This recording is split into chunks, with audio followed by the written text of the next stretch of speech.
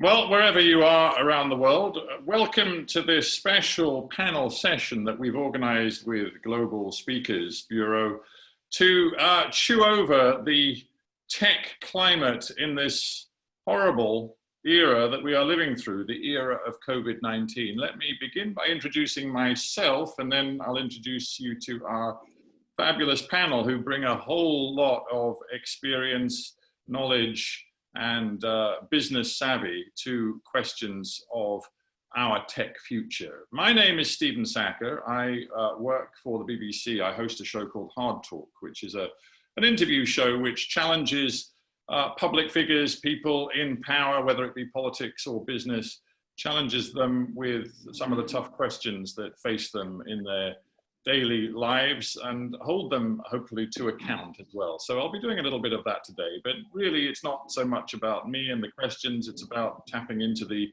insights and experience of our panel. So let me introduce you to our panelists. Currently our panel stands at 3. We may be joined by one more panelist as and when, but I'll introduce you to our first 3 panelists. So in no particular order, because they all bring so much to our table right now, let me introduce you first to Uri Levine, who is, I think it's fair to say, a serial successful entrepreneur. You may know him because of his outstanding success as the founder of Waze, the traffic and navigation app, which proved so successful that Google had to swallow it up back in 2013. But Uri is continuing to build businesses, startups. He is involved with FeeX, which was a finance app that he created. He's got half a dozen other startups to his name. He's joining us from Israel today. Uri, I'm delighted to see you and welcome. Next up, we've got Mikko Hypponen, who is joining us from Helsinki, Finland. He is an internationally renowned cybersecurity expert. He has had a long association with F-Secure. He's been listed as one of the most important figures, personalities involved in the web today by PC World, and all things cybersecurity are Mikko's domain. So I'm looking forward to talking to him about what we are doing right now with our tech and how secure we can feel it is in this disturbing age that we're living through. We're also joined, I'm delighted to say, from California by Pieter Abbeel. Now, Pieter is an expert in robotics, artificial intelligence. He's a professor at University of California, Berkeley. He's the director of the Robot Learning Lab there. He's advised a whole host of different AI projects and startups, and he too brings an exciting amount of experience to this debate, which is, as you can tell from our panel, it's going to rove far and wide over the tech space with different sort of takes on what we can expect going forward as we try to make sense of the new world that we're living in. So my job with our terrific panelists is to ask hopefully some thought-provoking questions and get some fascinating insights from them. We may or may not be joined by Mark van Rijmenam, who is an expert on blockchain and big data, and we are hoping Mark might join, but we're not quite sure where he is right now. Such is the joy of virtual conferencing that we are currently trying to locate him. Anyway, let's start with the panelists we've got. And actually, Mikko, I was just saying as I began my introduction, that as we're all getting to grips with living in this lockdown world that most of us are in right now, I suppose more than ever before, we're reliant on our digital connections. You know, all of us are restricted in our physical mobility, in our face-to-face meetings, in our social lives, in our business lives, and never have we been more reliant on our smartphones, on our laptops for everything from shopping to business to socializing to home working to education to mental and physical well-being, entertainment, you name it. So we are living online more than ever before, but how secure do you feel this move to an online existence can be for all of us? How worried should we be that the more we devote our lives online, the more insecure we may be becoming? What's your perspective?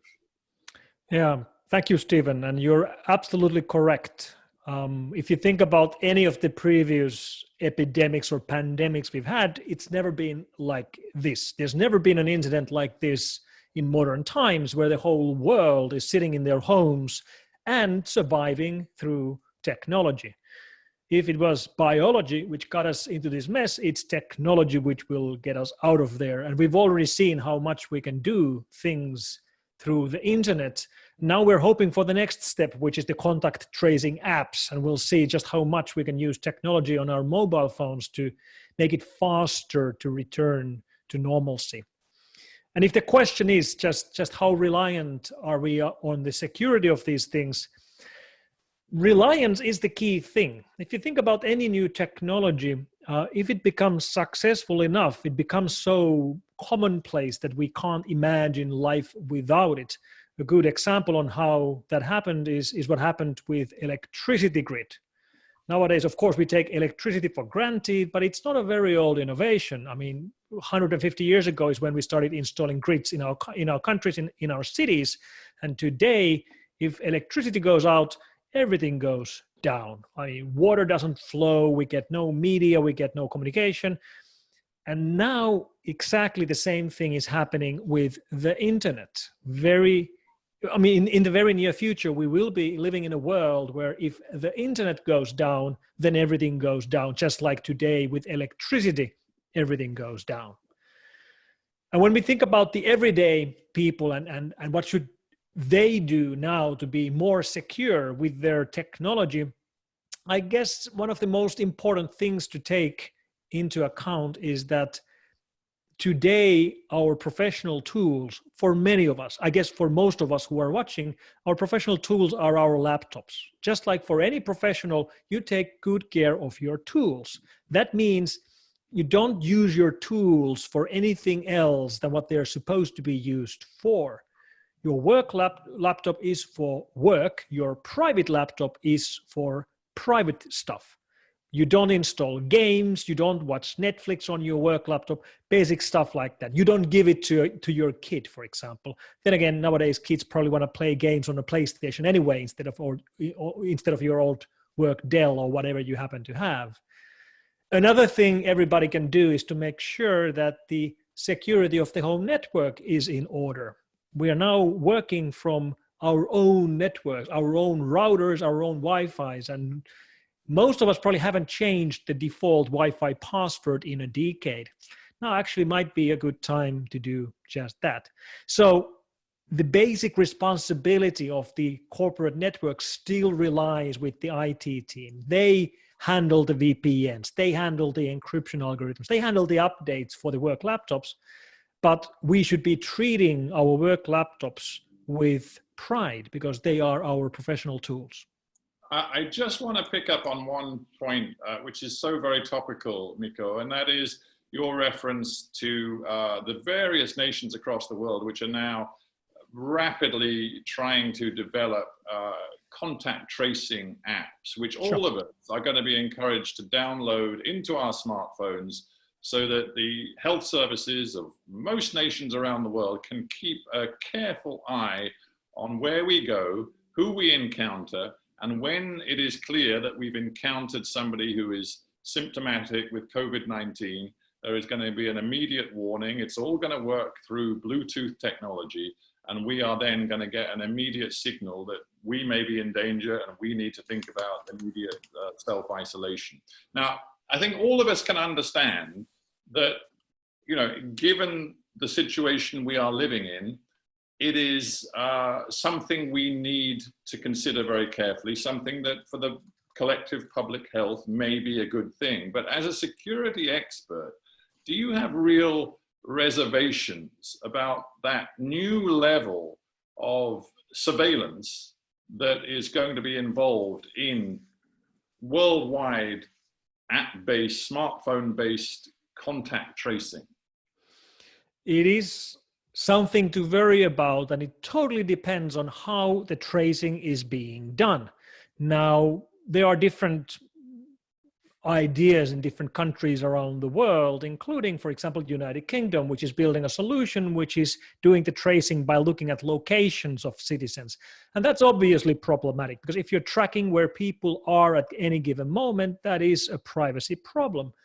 That's why I much more prefer the ideas that Google and Apple have been building into their operating systems, into Android and iOS, building a platform on top of which countries can build their national applications. And that's totally based on Bluetooth proximity. So there's no record of your location. Nobody knows where you've been because it's not being recorded. The only thing that happens is that when you are in close proximity to another phone for a longer period, and then later one of you is diagnosed as positive, then he or she can choose that, do I want to warn everybody who's been close to me over the last 2 weeks? And if they decide to do so, then the tokens that their phone has collected from other phones will be shared, in effect meaning that others get a warning that they have been close to someone else. And that's a good idea. And there's very few privacy problems here. So I do believe contact tracing apps might be able to shorten the length of the pandemic, and that's huge. I mean, if you just forget all the health things and just think about the money, this is costing the world billions a day. If we can shorten the pandemic by a day, that would already be worth investing billions into an app like this. So yeah, in a word, you'd have no problem downloading an app like that onto your phone. I wouldn't have a problem downloading a Bluetooth-based proximity app, which is based on the Google Apple API. Right. Obviously, you're leaving aside the British decision not to go with that and to go with a more centralized system, but I take the point. Let's not get too deep into what the Brits are up to right now. Okay, before we go any further, let me just welcome Mark van Rijmenam to our discussion. Mark, give us a quick wave from where you are. We can see you, and I introduced everybody else, so I'll just remind everybody that Mark, who's now with us, is he's an expert on the future of work. He specializes in big data and blockchain strategy. He's been described, I love these sort of tech magazine descriptions of lists of people. So he's in the top 10 big data influencers. And that sounds pretty darned impressive. So Mark, warm welcome to you. Thanks for joining us. As you know, we've got a panel discussion going here. You're one of 4. I'm going to come to you in a minute, but next I want to go across to California and Pieter Abbeel. Pieter, you've been listening patiently. You, as I introduced you, you're an expert in AI and robotics, partly based at UC Berkeley, lots of other things you're into concerning AI. What do you think when you think about the sector you look at most particularly, that is AI and robotics? What are going to be, do you think, the implications of COVID-19 and our changing world for the space that you look at? So one of the things that's immediately jumped out at me is for years with my work at Berkeley and with the company Covariant, we've been looking at robotic automation of supply chain.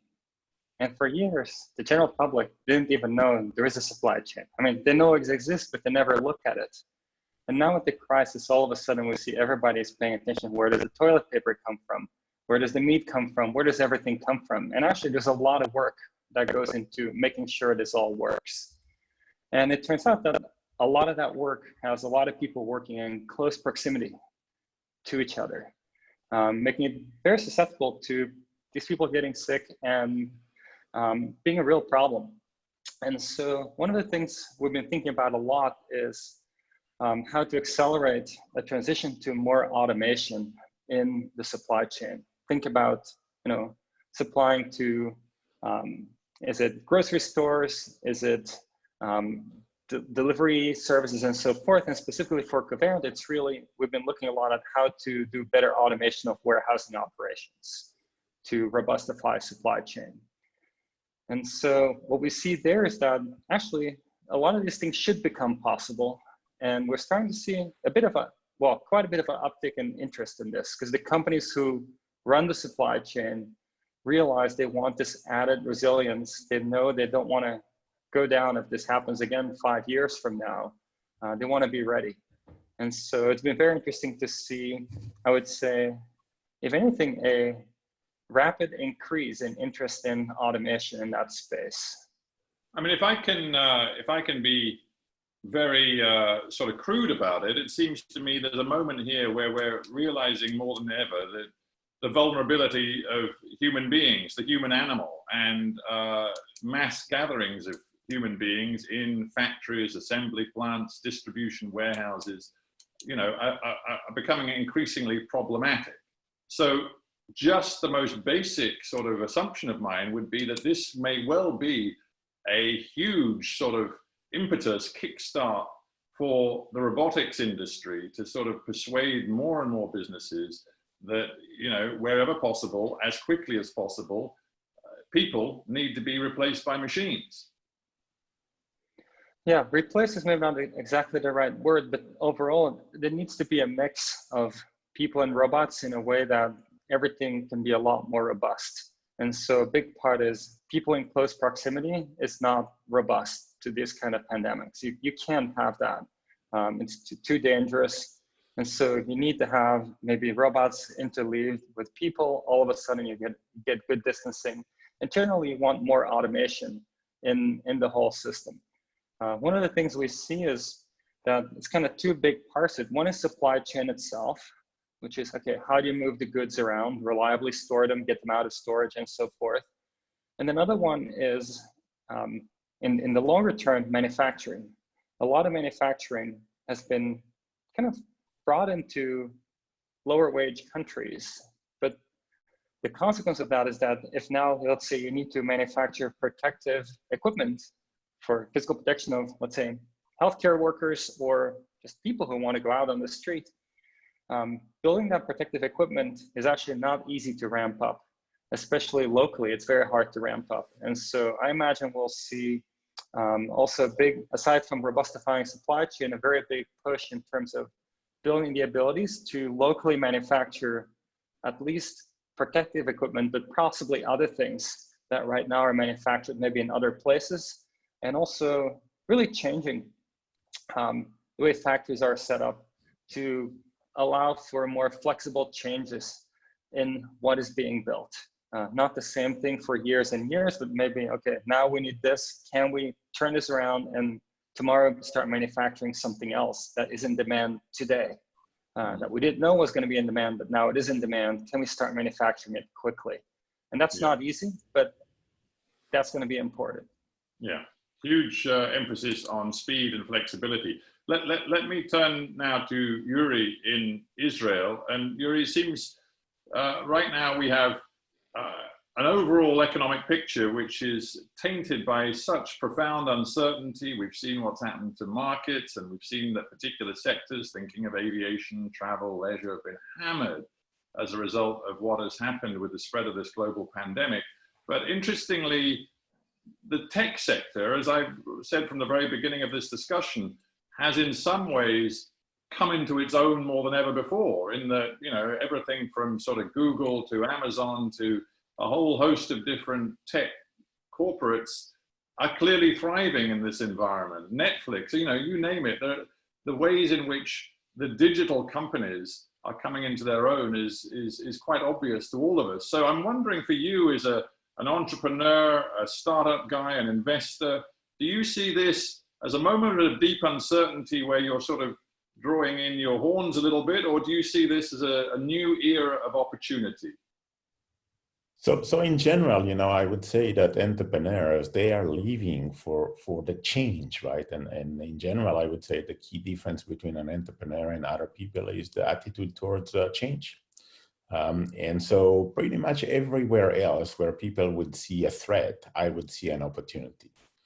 And I'm thinking of a longer term, right? So it's not about the current pandemic, it's about the change of behavior that we will see after that, and not midterm, right? Midterm, or if you want short term, I would say, okay, go and sell N95 masks, right?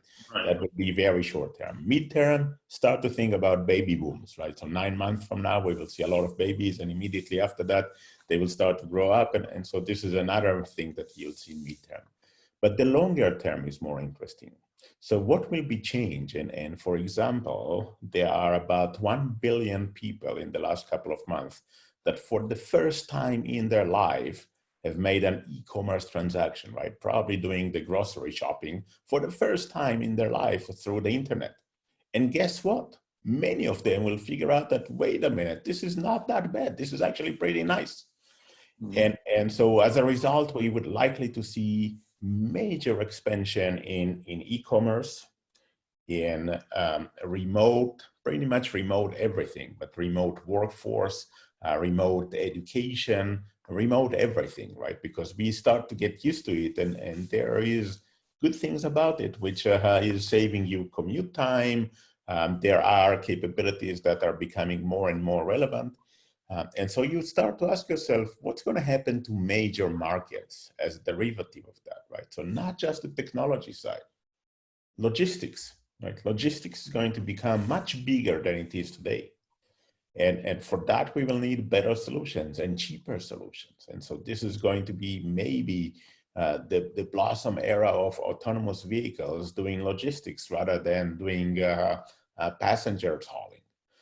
Remote workforce is going to be pretty dramatic. And, you know, if you look at the history of the world, every time that there is a crisis, there is an overcorrection to it. Now, nearly all the countries in the world were caught with their pants down with regards to the readiness of the medical services and the medical systems that they have, and the healthcare systems that they have. And so we are likely to see major investments, maybe a decade of investments in improving that. The good news is that we actually need that, right? So we need better medical services, we need better medical or healthcare systems, and we will be improving them in the next decade. The bad news is that we are preparing for the next one, but in fact, we are preparing for the previous one, right? So it's not that we are going to figure out what's going to be the next pandemic. We are actually going to prepare ourselves for the previous one, and the next one might be different. At the same time, I would say people change their behavior, and in many cases, we are starting to see fear factor becoming influence on their making decisions, right? So I know today that there are people that are less keen about hugging and kissing, right? And this is change of behavior, right? Are we gonna remain like that for the next decade? Then if so, then I feel pity for the next generation. But I think that in general, what we are likely to see is that many markets will change because of fear and because of the new experience and the opportunities that are being created. For me as an entrepreneur, I always think about the opportunities. Well, I'm fascinated by your idea of this being a moment of big change and therefore big opportunity. I'm just interested, given your very successful track record in everything from sort of traffic apps to finance, what if I were to put you on the spot and say, what sectors, what areas of this new world are you looking at where there may be a specific opportunity? Where would you point me? So logistics is going to become more interesting for me, and medical in general, but more specific optimizations of healthcare systems. Right. And these are probably areas that I will be looking more into them in the next decade. In general, I have half a dozen of other startups. I can say that one of them, Cahoon Medical, is actually in the medical knowledge, and just recently we have completed a trial in an Israeli hospital, and in a likelihood of 88%, we can tell if a coronavirus patient will become challenged and need additional attentions or not, or will become, the symptoms will go away simply. Now, just imagine that you can have such a prediction system in each and every hospital, and all of a sudden you start to focus the efforts where they are needed and not where they're not needed. Very, very interesting. Yeah, let's get Mark van Rijmenam in the conversation now. Mark, you, as I've said, specialize in big data and blockchain and stuff that I'm going to pretend I understand, even if I don't entirely. Let me ask you about your notion. You write a lot about digitalism and the rise of the truly digital society. Do you see that becoming more sort of pronounced, speeded up, if you like, by the COVID era that we're living through? Yeah, absolutely. Thank you very much, Stephen. It's a great question to see that we can see that the world is actually really kickstarting into the digital age, I would say.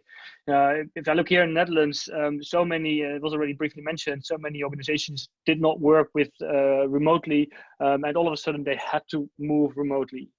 Complete banks, large offices, all of a sudden they had to scramble together and start working remotely. And I think that's something that will partially stay. It depends on how long this is going to last, but the longer this is going to last, the more people are getting used to that working from home really works quite well. So that's why I think we'll see more and more the rise of the digital employee coming our way, which is an employee that uses all kinds of tools to work remotely, wherever that is in the world. At the moment, that is home, but maybe in the future you can find your employees not only in your hometown anymore, but anywhere in the world.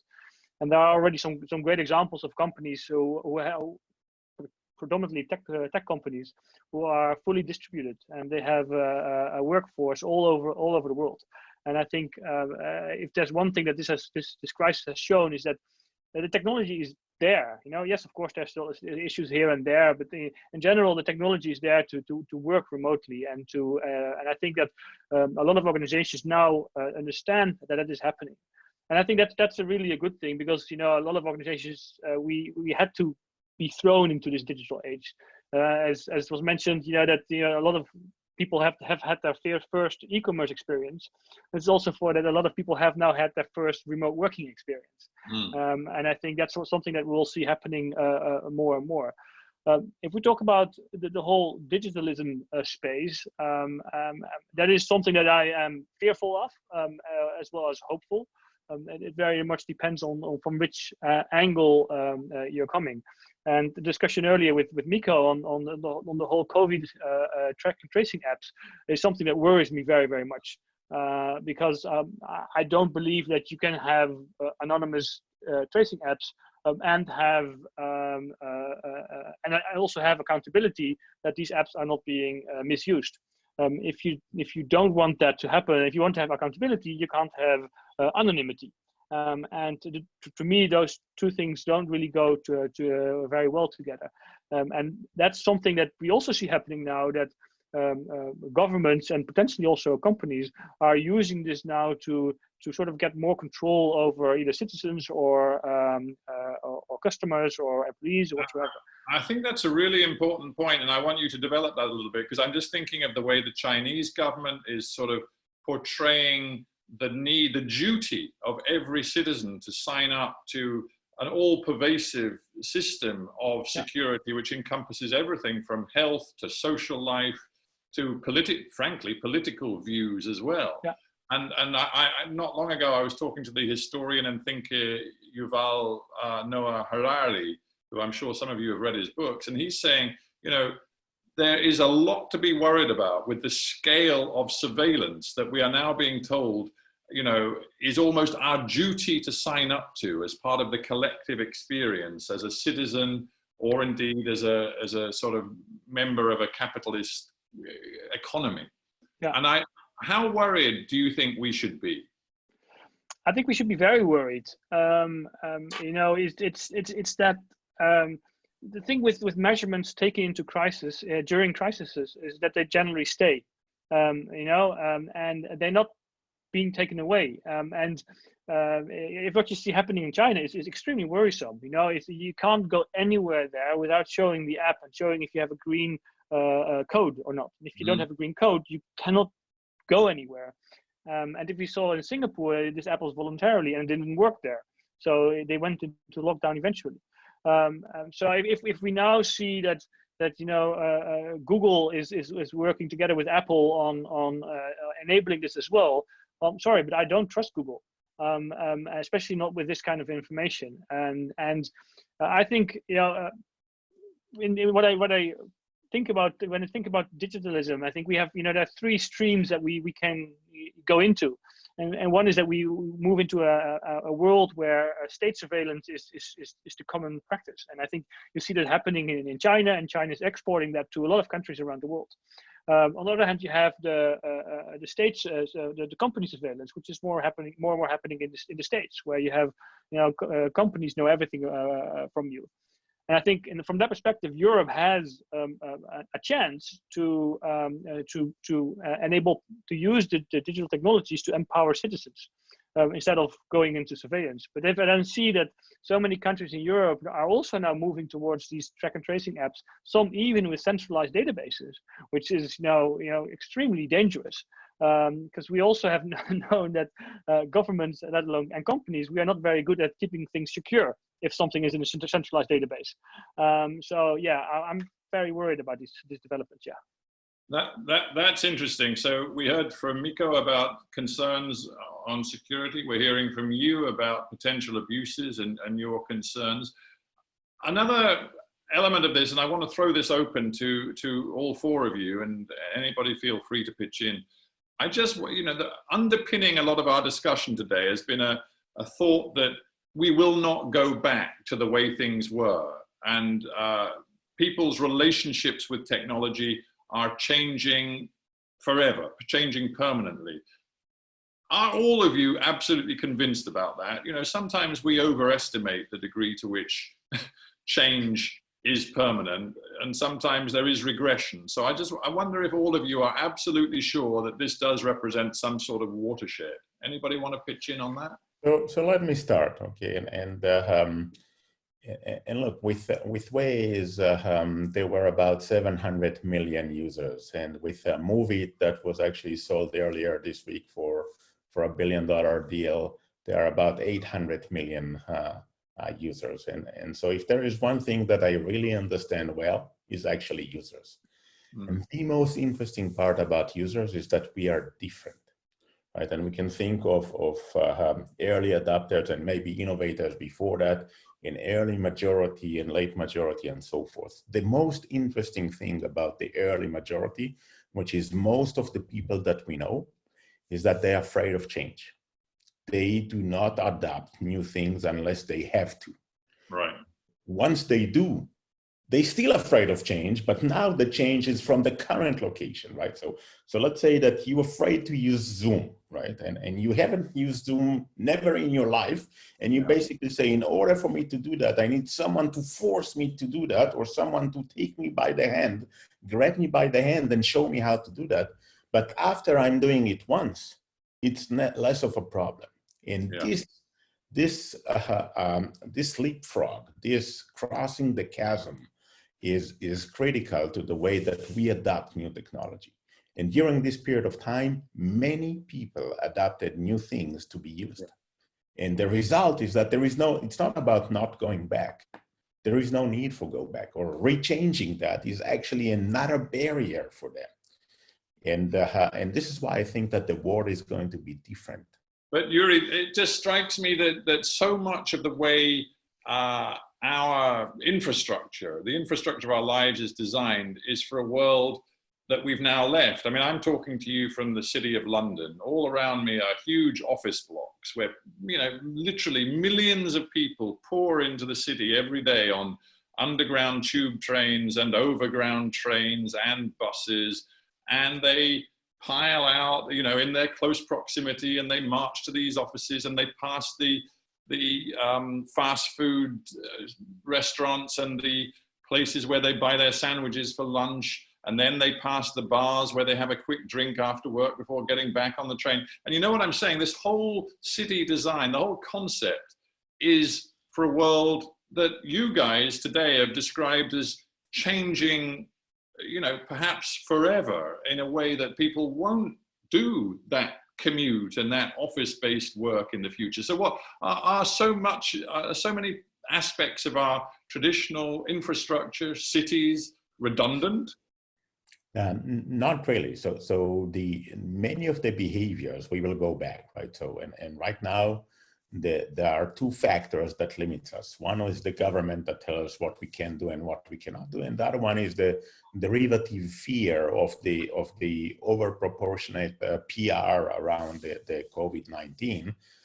And as soon as they will go away, people will go back to visit the pubs and will go back to drink coffees in the street and so forth. Perhaps slower, but it will go back. The use of technology is going to be changed dramatically. And the use of technology is empower us and enable us many new things. So I have about dozens of startups, right? And one of the things that we are looking today is that many of the startups have embraced working remotely, right? Working from home. And a couple of months down the road, or after a couple of months, I started to ask the CEO, so what are your plans after the end of the current crisis? And some of them are telling me, you know what? I find out that this team is actually working better remotely. So the remote working is increasing productivity. This team, however, is the other way around. And so what I'm going to do afterwards is that teams that increase productivity are going to remain working from home for 4 days a week and 1 day at the office. And teams that it's the other way around, it's actually going to be exactly the other way around. And so there will be changes, and they will be adapted based on the experience that we have gained during this period of time.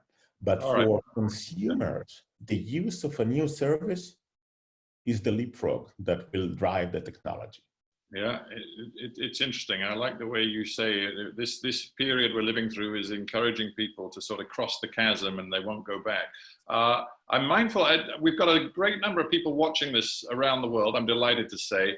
And there is, as you will all see, if you're looking at the screen with me, you'll see the Q&A bar. And quite a number of you have sent questions in. So I'm going to chat for just a moment more. I want to go back to Mikko on an aspect of cybersecurity, but I also want to bring in some questions from people watching around the world. So I'm going to do that in just a moment. Do not worry, I will get to the questions. But Mikko, just before we get to questions, one more thought from me. Of course, I'm a journalist who specializes in international affairs. I am extremely well aware right now that thanks to the fallout from the pandemic, we see rising tensions between the US and China. We already, long before COVID-19 became a thing, we were very well aware of the degree of cyber insecurity in the world and the degree to which nation states, as well as malign actors of other sorts, were using hacking and cyber attack to expose vulnerabilities in systems. Have you seen any evidence that in the course of this pandemic, we are seeing new kinds of cyber attack, maybe targeting health facilities, healthcare, hospitals? Anything you're noticing about this whole sphere right now? Yeah, it's a very concrete fear to worry about hospitals and healthcare systems and medical research facilities and their cybersecurity during these times, especially when we remember that many of these kind of facilities are funded from public funds, and they typically are under very strict budget constraints. Budget constraints typically mean that you run more legacy systems, and running legacy systems mean you're not fully up to date with security patches, and that's a bad combination. And unfortunately, some of the crime gangs out there have realized that if you, for example, launch a ransomware operation locking down hospital systems, right now they would be fairly likely to immediately pay the ransom just to get their systems opened up again. We have seen attacks like that. However, they are not exploding. We're basically seeing the typical amount of attacks against hospitals. In fact, some ransomware gangs have publicly announced that during the pandemic, they will not be attacking hospital systems because they are so responsible in their cyber attacks. But basically, these kind of attacks are attacks coming from cowards and attacks coming from jerks. Now, when it comes to governmental activity, it hasn't stopped during the pandemic. We actually have seen governmental attacks which have used COVID-19 messaging in emails, trying to trick users into clicking on the attachments or on the links, which is not a bad tactic because right now people are scared and they are more likely to click on things before thinking twice about what they're clicking on. most of these attacks, which are linked to governments, are about spying, because that's the most typical thing governments use cyber attacks for today. Yeah, it's interesting stuff, and I don't editorialize, but when you call these guys who are considering attacks on healthcare facilities as jerks, I'm very happy to go with that. Now, what I'm gonna do right now is just look at the Q&A bar and just let's get a few questions going. I tell you what I'd like to do. If I can, I'd like to go to Pieter, and there's a specific question here from Catherine Simons about displaced workers. I was talking with you about robotics and about the potential to see rapid expansion of robots and robotics. Catherine asks, what will happen to displaced workers, and can you see any ways that tech can help them? And she says, I'm particularly wondering about care workers, because we've seen huge problems with spread of COVID-19 in care homes and those kinds of environments. And so I'm sure people are wondering about the potentiality of robotics in those situations. But equally, you know, there's an extremely important human element there. So what's your take on that? Yeah, so I think there's really different kinds of work people mix. So humans are very, very flexible. When they do the work, let's say somebody takes care of people in an elderly home facility, they're taking care of them by having conversations, giving the human factor. They take care of them by cleaning things up, by cooking meals, and so forth. And so I wouldn't imagine most people being too happy with a robot replacing the human contact, but I could see robots being very effective at replacing the more menial tasks that need to happen, especially cleaning, cooking, things like that, where it's just work that has to happen, physical work, but it doesn't really involve directly interacting with any of the people who are staying there.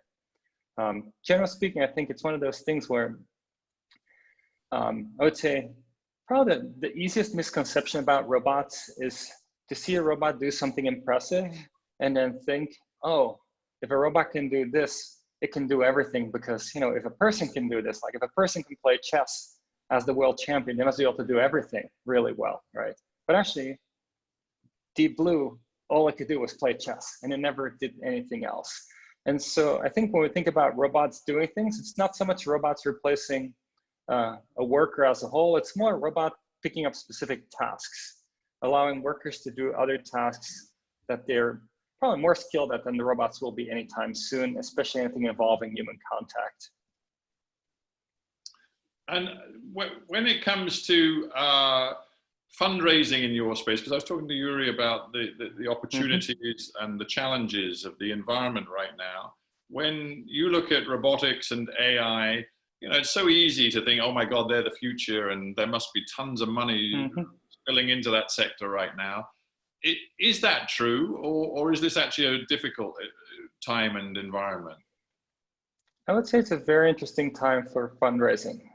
Just what Uri alluded to, entrepreneur mindset is looking for the new opportunities, right? You see something, the world changes, which means new opportunities arise, and can you see them? And if you see things tied to those new opportunities, I think fundraising should be not too hard, of course. But I think where fundraising has changed a lot is, I would say in the past 5, maybe even 10 years, definitely the last 5 years, getting funding was not considered necessarily a very big achievement. It was like, yeah, there's a lot of money, there's a lot of money going around. Yes, you know, you have something, you get money, you know, you go get your money. That's just what you do.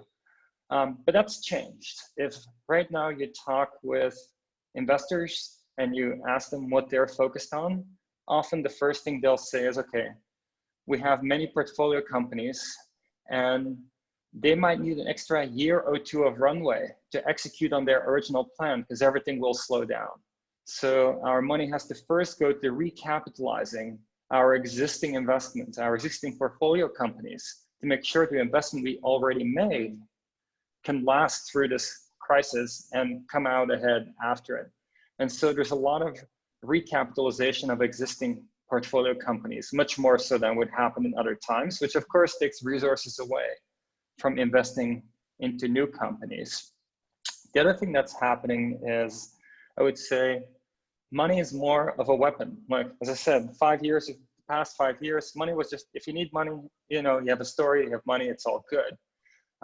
But right now, it's more of a weapon in the sense that not everybody is able to recapitalize. And so if you're able to recapitalize and your competitors are not, it can give you a real advantage that was not really consideration so much before. And so it's definitely changing. All right. Specifically, yeah. Sorry, go ahead. Go on. No, I didn't want to interrupt you. Were you going to just add whatever you were going to say? I have one small thing, which is specific to the question about robotics and automation. I think what we see there is a notion that, strategically speaking, there's a very strong interest in increasing automation. At the same time, tactically today, it's not people can bring in new robots today easily, because that still requires a lot of movement of people, goods, and everybody's in lockdown. So you see rapid increase in interest, but also it's not like you can execute today. It's going to be executed in the near future, and it's looking like it's there, but it's, you know, will take a little bit of time to materialize. Sure.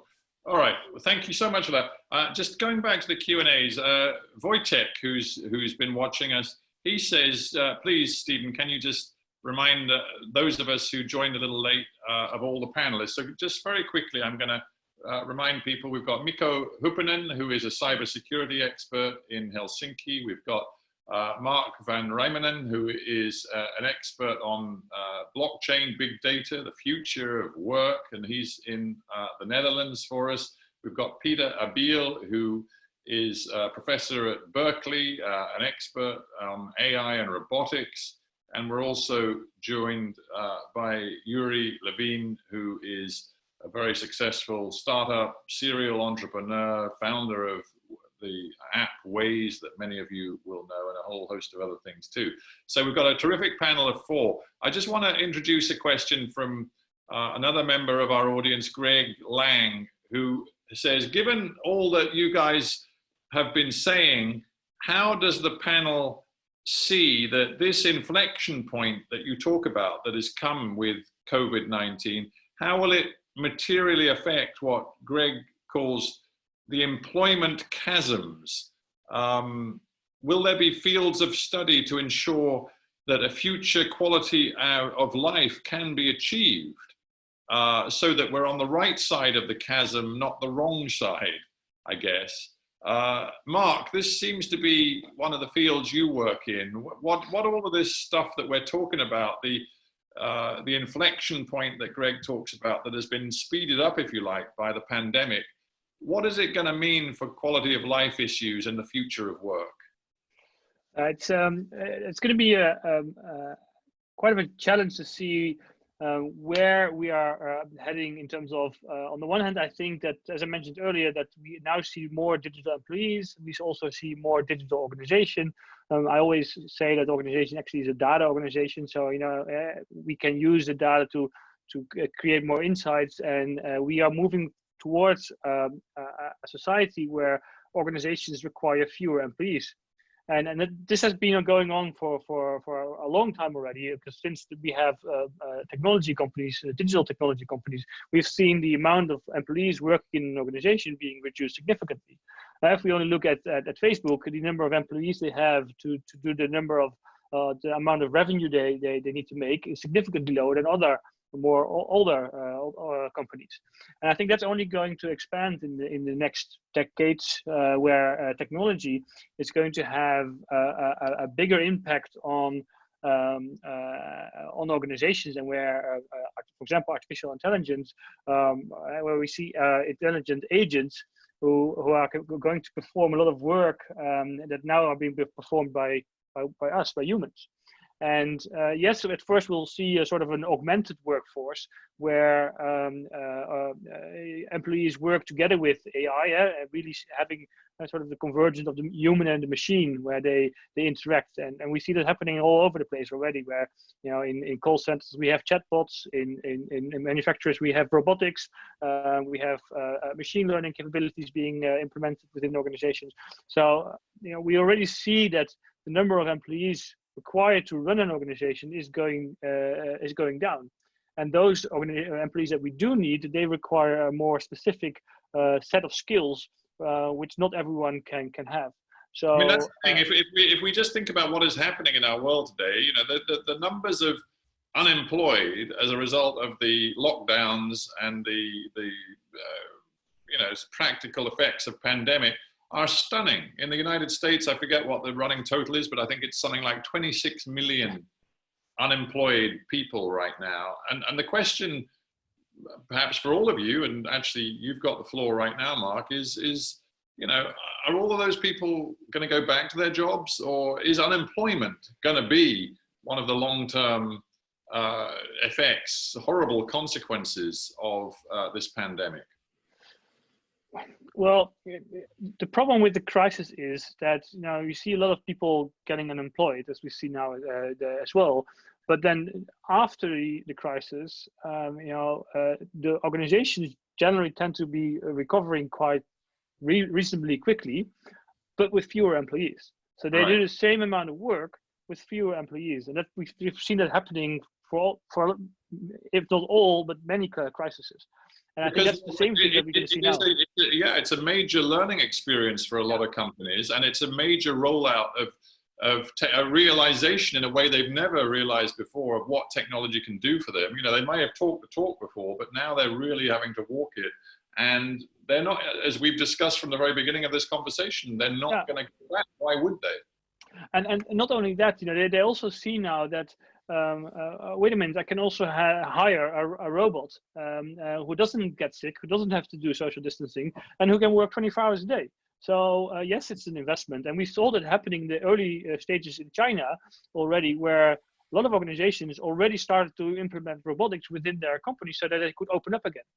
I think we'll see the same thing happening across the globe, where organizations will look for different ways to remain productive or to become more productive again.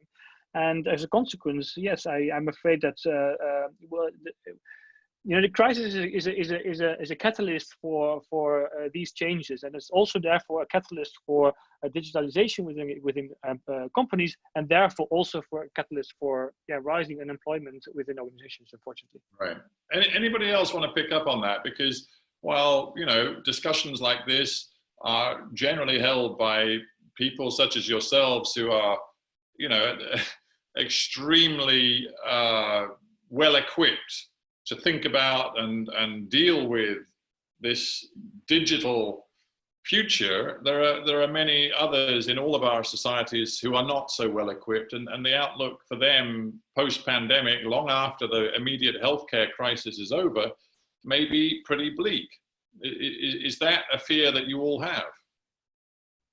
So let me take a different perspective on that, right? And for a second, I'm ignoring the current pandemic, right? And the result in unemployment, which is relatively very, very high in many places. Yeah. But the discussions whether or not robots are going to replace us and take our jobs away and so forth is there for multiple decades, right? Now, if that would have been the case, then we should have seen unemployment rate going up and up and up and up over the time, right? And it's not the case, because in opposed to robots that we can train them to do very specific tasks, people are much more versatile, right? They can change tasks, they can do other things, they can learn new things faster, and they can do other things as well, right? And so even if we would think, for example, on autonomous vehicles, right? That we don't need drivers anymore. These people will find something else to do. And even though that right now it sounds like pretty scary and people might lose their job, they will. But as a result, they will find the different things to do. And these different things could be much more valuable for them. And the agility and the ability to adapt is what makes us special, and the robots not. Yeah, very well put and rather inspiring. Thank you, Uri. Peter, you want to take that on, that thought, because it's relevant to the sphere that you're in. Yeah, absolutely. So if I look at kind of like you were saying in the bigger picture, even before the crisis, where are robots coming in place, right? It tends to be for tasks rather than full jobs. And so the task we're seeing is things like pick and place. Can you pick and place an object? And this is a task, you do it all day. It's not the most exciting thing to do. All day you're picking from one box, putting it into another box. And it's proven very hard for decades, but now it becomes possible. Technology starts, this robot can pick and place, but it's just one task. And so generally speaking, I do see a progression of the tasks robots can do. In fact, a lot of the research I do progresses the set of tasks robots can take on, and there is a progression. But at the same time, as a society, we progress in many, many ways, opening up new opportunities. And so can't say this for sure, but the hope is that the progress as a society, opening up new opportunities, keeps pace or is faster than the progress we're making with robots taking specific tasks that they can now do they couldn't do before. Right. Guys, we're almost out of time because we have an hour allotted and we're almost up. I just want to quickly go through a couple of questions that have come up from our audience around the world. Sam Gohil says, what kind of security and compliance challenges are going to be faced by companies going forward due to the pandemic and the lockdown and the post-lockdown situation? Mikko, you want to have a quick go at that, but be brief. Sure. Well, many of the challenges have been faced already, and companies have been struggling under the changed network structure where suddenly everybody's somewhere outside of the corporate network. That's been the situation now for 8 weeks, and we've learned a lot, and your IT teams have been very busy with it.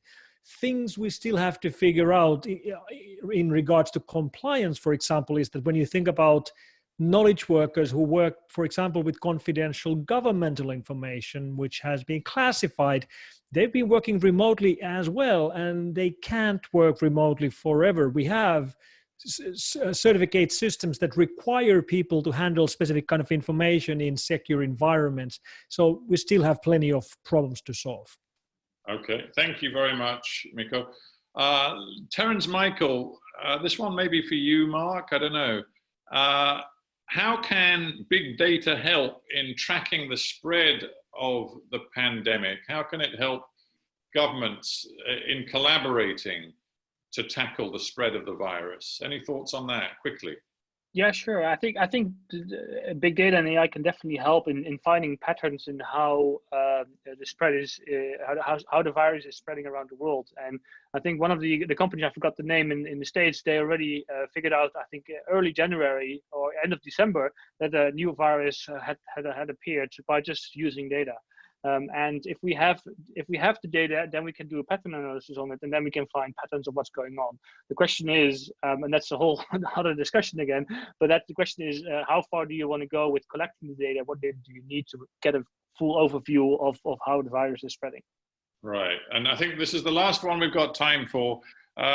Michal Rutkowski says, one of the panel said that he didn't trust Google with the proximity app. Is there any other safer, better way to use Bluetooth technology to fight the coronavirus? Who wants to take that on? Go on, Mikko. Yeah, if you go and read through the API specification by Google and Apple, they actually answer basically all of the questions you have around it. And sure, you have anonymity problems with medical data, but that's been the case before any apps. Whenever you go to a doctor and you are diagnosed with something, there is an anonymity problem there already. We are facing trade-offs, and I think Bluetooth is the best shot we have.